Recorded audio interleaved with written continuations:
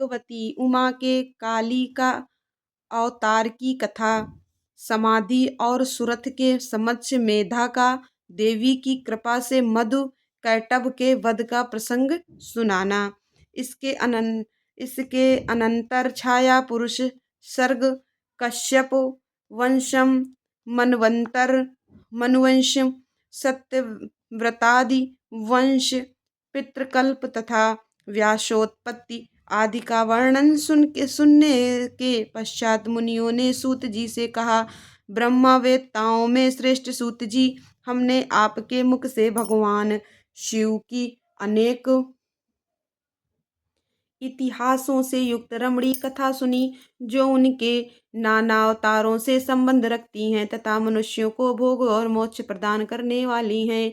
अब हम आपसे जगत जननी भगवती उमा का मनोहर चरित्र सुनना चाहते हैं। पर ब्रह्मा परमात्मा महेश्वरी की जो आध्या सनातनी शक्ति है, वे उमा नाम से विख्यात हैं। वे ही त्रिलोकी को उत्पन्न करने वाली पराशक्ति हैं। महामते दक्ष कन्या सती और हिमवान की पुत्री पार्वती, ये उमा के दो अवतार हमने सुने। सूत जी, अब उनके दूसरे अवतारों का वर्णन कीजिए। लक्ष्मी जननी जगदम्बा उमा के गुणों को सुनने से कौन बुद्धिमान पुरुष वितरित हो सकता है।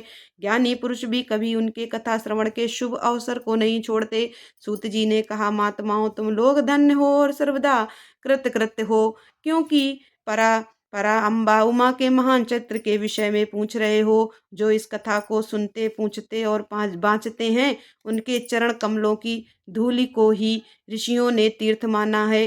जिनका चित्त परम संवित स्वरूपा श्री उमा देवी के चिंतन में लीन है, वे पुरुष धन्य हैं, कृतकृत्य हैं। उनकी माता और कुल भी धन्य हैं। जो समस्त कारणों की भी कारण रूपा देवेश्वरी उमा की स्तुति नहीं करते, हुए माया के गुणों से मोहित तथा भाग्यहीन हैं, इसमें संशय नहीं है। जो करुणा रस की सिंधु स्वरूपा महादेवी का भजन नहीं करते, वे संसार रूपी घोर अंधकूप में पड़ते हैं।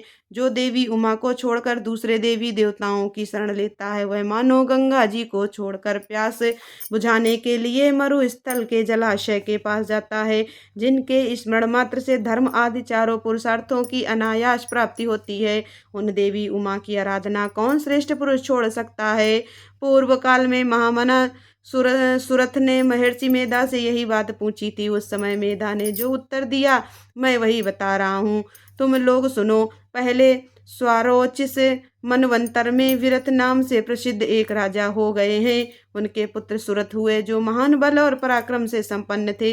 वे दान निपुण, सत्यवादी, स्वधर्म कुशल, विद्वान, देवी भक्त, दया सागर तथा प्रजाजनों का भली भांति पालन करने वाले थे। इंद्र के समान तेजस्वी राजा सुरथ के पृथ्वी पर शासन करते समय 9 ऐसे राजा हुए, जो उनके हाथ से भूमंडल का राज छीन लेने के प्रयत्न में लगे थे। उन्होंने भूपाल सुरथ की राजधानी कोलापुरी को चारों ओर से घेर लिया। उनके साथ राजा का बड़ा भयानक युद्ध हुआ। उनके शत्रुगण बड़े प्रबल थे, अतः युद्ध में भूपाल सुरथ की पराजय हुई। शत्रुओं ने सारा राज्य अपने अधिकार में करके सुरथ को कोलापुरी से निकाल दिया।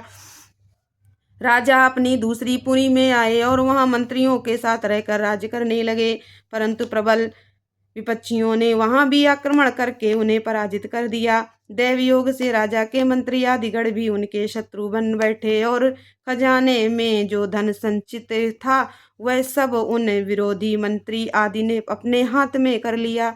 तब राजा सुरथ शिकार के बहाने अकेले ही घोड़े पर सवार हो नगर से बाहर निकले और गहन वन में चले गए। वहां इधर उधर घूमते हुए राजा ने एक श्रेष्ठ मुनि का आश्रम देखा, जो चारों ओर फूलों के बगीचे लगे होने से बड़ी शोभा पा रहा था। वहां वेद मंत्रों की ध्वनि गूंज रही थी। सब जीव जंतु शांत स्वभाव से रहते थे। मुनि के शिष्यों प्रशिष्यों तथा उनके भी शिष्यों ने उस आश्रम को सब ओर से घेर रखा था।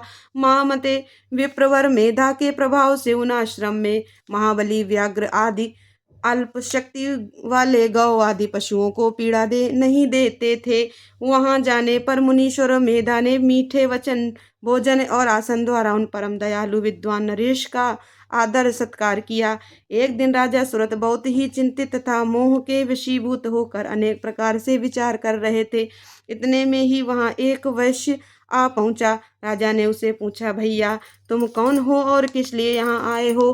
क्या कारण है कि दुखी दिखाई दे रहे हो? ये मुझे बताओ। राजा के मुख से यह मधुर वचन सुनकर वैश्य प्रवर समाधि ने दोनों नेत्रों से आंसू बहाते हुए प्रेम और नम्रता पूर्ण वाणी में इस प्रकार उत्तर दिया। वैश्य बोला, राजन मैं वैश्य हूँ, मेरा नाम समाधि है। मैं धनी के कुल में उत्पन्न हुआ हूँ, परंतु मेरे पुत्रों और स्त्री आदि ने धन के लोभ से मुझे घर से निकाल दिया है। अतः अपने प्रारब्ध कर्म से दुखी हो मैं वन में चला आया हूँ। करुणा सागर प्रभो, यहाँ आकर मैं पुत्रों पौत्रों पत्नी भाई भतीजे तथा अन्य सुहृदों का कुशल समाचार नहीं जान पाता। राजा बोले, जिन दुराचारी तथा धन के लोभी पुत्र आदि ने तुम्हें निकाल दिया है, उन्हीं के प्रति मूर्ख जीव की भांति तुम प्रेम क्यों करते हो? वैश्य ने कहा, राजन आपने उत्तम बात कही है। आपकी वाणी सार गर्वित है, तथापि स्नेह पास से बंधा हुआ मेरा मन अत्यंत मोह को प्राप्त हो रहा है। इस तरह मोह से व्याकुल हुए वैश्य और राजा दोनों मुनिवर मेधा के पास गए। वैश्य सहित राजा ने हाथ जोड़कर मुनि को प्रणाम किया और इस प्रकार कहा, भगवान आप हम दोनों को मोह पास को काट दीजिए। मुझे राजलक्ष्मी ने छोड़ दिया और मैंने वह गहन वन की शरण ली, तथापि राज्य छिन जाने के कारण मुझे संतोष नहीं है। और यह वैश्य है जिसे स्त्री आदि स्वजनों ने घर से निकाल दिया है, तथापि उनकी ओर से इसकी ममता दूर नहीं हो रही है। इसका क्या कारण है बताइए? समझदार होने पर भी हम दोनों का मन मोह से व्याकुल हो गया। ये तो बड़ी भारी मूर्खता है। ऋषि बोले, राजन सनातन शक्ति स्वरूपा जगदम्बा महामाया कहीं गई हैं। वे ही सबके मन को खींचकर मोह में डाल देती हैं। प्रभु उनकी माया से मोहित होने के कारण ब्रह्मा आदि समस्त देवता भी परम तत्व को नहीं जान पाते। फिर मनुष्यों की तो बात ही क्या है। वे परमेश्वरी ही रजसत्व और तम इन तीनों गुणों का आश्रय ले समयानुसार संपूर्ण विश्व की सृष्टि पालन और संहार करती हैं। नृपश्रेष्ठ जिसके ऊपर वे इच्छानुसार रूप धारण करने वाली वरदायिनी जगदम्बा प्रसन्न होती हैं, वही मोह के घेरे को लांघ पाता है। राजा ने पूछा, मुने जो सबको मोहित करती हैं, वे देवी महामाया कौन हैं और किस प्रकार उनका प्रादुर्भाव हुआ है? यह कृपा करके मुझे बताइए। ऋषि बोले, जब सारा जगत एकाणवक के जल में निमग्न था और योगेश्वर भगवान के शवशेष की सैया बिछाकर योग निद्रा का आश्रय ले शयन कर रहे थे, उन्हीं दिनों भगवान विष्णु के कानों के मल से दो असुर उत्पन्न हुए, जो भूतल पर मधु और कैटभ के नाम से विख्यात हैं। वे दोनों विशाल काय घोर असुर प्रलय काल के सूर्य की भांति तेजस्वी थे। उनके जबड़े बहुत बड़े थे। उनके मुख दाणों के कारण ऐसे विकराल दिखाई देते थे, मानो वे संपूर्ण जगत को खा जाने के लिए उद्यत हो। उन दोनों ने भगवान विष्णु की नाभि से प्रकट हुए कमल के ऊपर विराजमान ब्रह्मा को देखकर पूछा, अरे तू कौन है? ऐसा कहते हुए वे उन्हें मार डालने के लिए उद्यत हो गए। ब्रह्मा जी ने देखा ये दोनों दैत्य आक्रमण करना चाहते हैं और भगवान जनार्दन समुद्र के जल में सो रहे हैं। तब उन्होंने परमेश्वरी का स्तवन किया और उनसे प्रार्थना की, अंबिके तुम इन दोनों दुर्जय असुरों को मोहित करो और जन्मा भगवान नारायण को जगा दो। ऋषि कहते हैं, इस प्रकार मधु और कैटभ के नाश के लिए ब्रह्मा जी के प्रार्थना करने पर संपूर्ण विद्याओं की अधिदेवी जगजननी महाविद्या फाल्गुना शुक्ला द्वादशी को त्रैलोक मोहिनी शक्ति के रूप में प्रकट हो महाकाली के नाम से विख्यात हुई। तदनंतर आकाशवाणी हुई, कमलासन डरो मत, आज युद्ध में मधु कैटभ को मारकर मैं तुम्हारे कंटक का नाश करूंगी। यूं कहकर वे महामाया श्री हरि के नेत्र और मुख आदि से निकलकर अव्यक्त जन्मा ब्रह्मा के दृष्टिपथ पे आ खड़ी हो गई।